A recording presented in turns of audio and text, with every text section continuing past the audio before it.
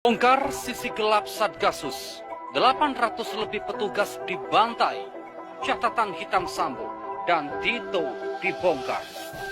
Sambo dibentuklah Satgasus Merah Putih, yaitu Jenderal Sambo. Diangkat oleh Jenderal Tito Karnavian, waktu itu beliau jadi Kapolri. Diangkatlah Jenderal Sambo menjadi pimpinan Satgasus Merah Putih. 2019. Apa yang terjadi? 800 lebih petugas KPPS dibunuh. Dan Mabes Polri mengumumkan tidak boleh ada otopsi. Manusia 800 lebih. Bukan kucing, ternyata lebih komunis dari komunis. Puncaknya pembunuhan 6 laskar FPI. Yang bunuh 6 jenderal angkatan darat kan PKI. Yang dibubarkan PKI, wajar kan? Sesuai akal sehat. Nah sekarang, yang dibantai, dibunuh itu 6 anggota Laskar FPI. Yang dibubarkan FPI. Masuk akal enggak? Jadi sekarang ini, kalau kepingin dapat jabatan, harus gila dulu. Dan FPI tidak pernah merubah dasar negara. Bahkan yang merubah dasar negara dari Pancasila menjadi Ekasila, Trisila itu kan PDIP. Rasulullah mengabarkan pengkhianat diberi kedudukan. Bahkan dimulia-muliakan. Sementara orang yang amanah disingkirkan, tidak dihormati. Kira-kira sudah terjadi tidak di Indonesia? Jadi umat Islam di Indonesia wajib diaduk. Berapa biayanya? 20 triliun. Jadi lewat buzzer-buzzer rupiah itu. Ade Armando, Abu Janda, Denny Siregar, dan sebagainya, dan sebagainya. Untuk menyebarkan hoax. Dan satu konglomerat Cina dari 9 naga ini, satu saja, itu hartanya sama dengan hartanya 100 juta penduduk Indonesia. Pembangunan kereta cepat Jakarta-Bandung itu adalah Presiden Cina, Xi Jinping. Berarti kedaulatan Indonesia sudah dibeli oleh Cina. Ingin menjadikan Indonesia menjadi negara komunis. Sampai Habib Rizik membongkar rencana-rencana oligarki. Habib Rizik Syihab membangkitkan umat Islam dari Sabang sampai Merauke. Nah tiba-tiba Menteri Dalam Negeri Pak Cahyokumolo meledek Habib Rizik. Habib Rizik suruh belajar Pancasila. Jadi dia tidak tahu Pak, kalau tesisnya Habib Rizik adalah Pancasila. Mungkin kalau dibanding Cahyokumolo, Menteri Dalam Negeri waktu itu antara bumi dan langit Pak. Pemahaman Habib Rizik tentang Pancasila. Jadi ngenyek Cahyokumolo. Akhirnya Cahyokumolo ya mati juga. Mati juga Habib Rizik. Sebenarnya Satgasus itu sudah ada sejak kepolisian ini dijabat oleh yang sekarang menjadi Menteri Dalam Negeri, Tito Karnavian. Tito inilah yang merubah wajah polisi menjadi begitu politis, dan polisi ini begitu menghegemoni kekuasaan sampai akhirnya dari hulu sampai hilir jabatan-jabatan strategis itu dipegang oleh polisi. Sebenarnya tidak perlu ya adanya Satgasus ini, karena Satgasus ini menjadi semacam pasukan elit, dalam tanda petik pasukan elit, karena dijabat oleh Sambo, sementara Sambo ini memiliki jabatan sebagai kepala provosnya polisi, ya otomatis ini menjadi sebuah masalah serius. Bahkan Satgasus ini bukan hanya ditakuti oleh orang-orang di luar polisi, Kapolda pun takut. Jadi kalau kita pelajari anatominya, ini perintah langsung dari Pak Sigit. Jadi kalau kita melihat sejarah ini, maka betapa dekatnya Pak Sigit itu memiliki hubungan dengan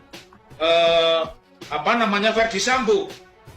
Jadi ketika kita memahami kenapa Pak Sigit begitu lama mengambil putusan hingga lebih dari 1 bulan, ya, dari peristiwanya 8 Juli dan seterusnya, ya karena persoalannya memang tidak mudah untuk menetapkan Sambo ini menjadi sebuah tersangka, ya.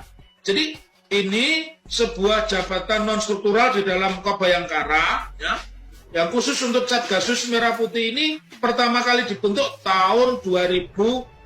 Tadi sudah disebut oleh Kapolri Jenderal Polisi Tito Karnavian. Ya. Dalam surat perintahnya tersebut Satuan ini memiliki beberapa fungsi. Salah satu fungsi diantaranya adalah melakukan penyelidikan dan penyidikan tindak pidana yang menjadi atensi pimpinan wilayah Indonesia dan luar negeri.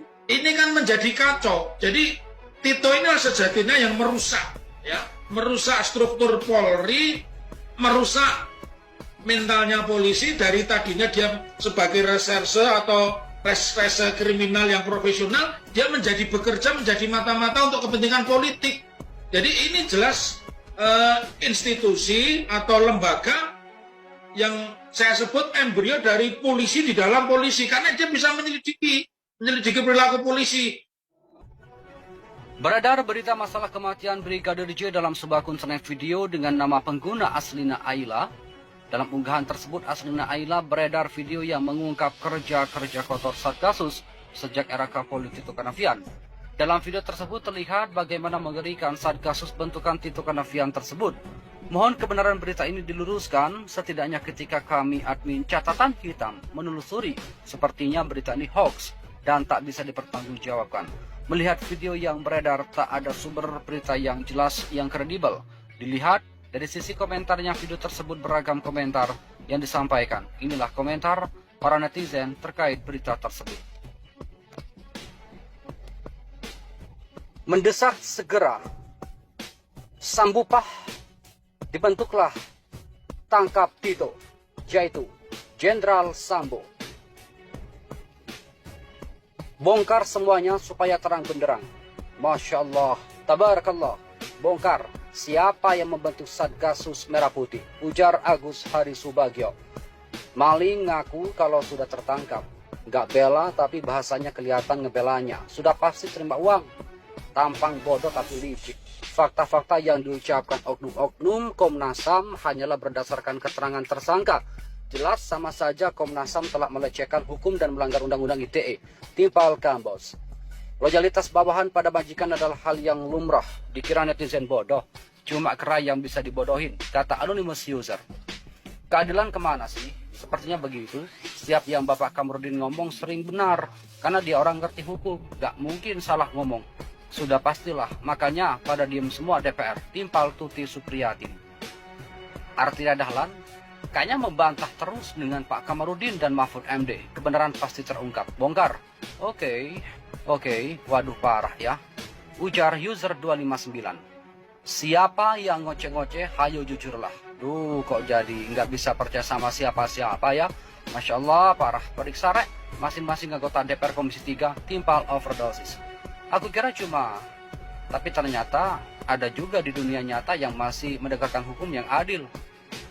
Pak Jokowi asli vertigo kukumat, ujar Susi 84. Oh gitu, walah gitu tomangkanya. Hah, ini baru benar.